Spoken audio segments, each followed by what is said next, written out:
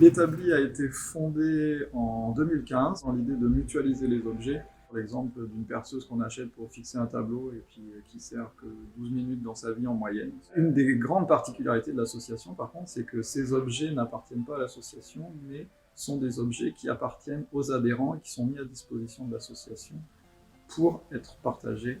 En grandissant, on a eu un local où stocker ces outils. Ça nous permet de proposer d'autres services.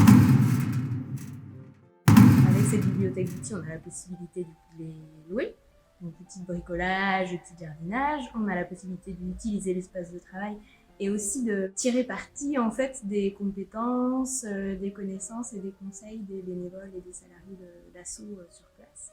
Et il y a un troisième volet qui est l'idée de favoriser la découverte et l'initiation à des savoir-faire manuels au travers d'ateliers qu'on organise en fonction des envies, des compétences, là aussi des bénévoles et salariés.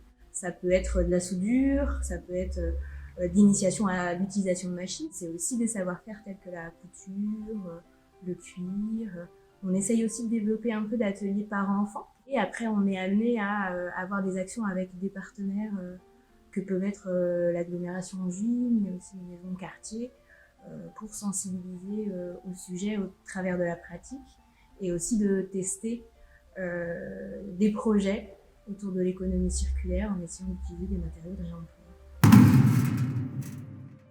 La question du réemploi, c'est un peu le fil rouge ou notre ADN. C'est l'aménagement du site et du local a été fait essentiellement de matériaux de réemploi récupérés. C'est vrai que la proximité avec la ressourcerie des Biscottes fait qu'on est aussi amené à récupérer en fonction aussi des besoins, de ce qu'ils peuvent avoir, soit pour les ateliers, soit pour alimenter les chutes aussi qu'on peut avoir qui peuvent servir aux projets individuels.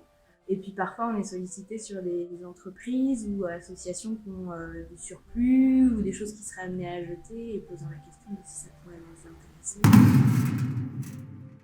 À court terme, ça va être de reprendre notre activité normale, de reprendre l'élan qu'on avait et de continuer sur notre lancée, de proposer toujours plus de choses, de se structurer un peu plus.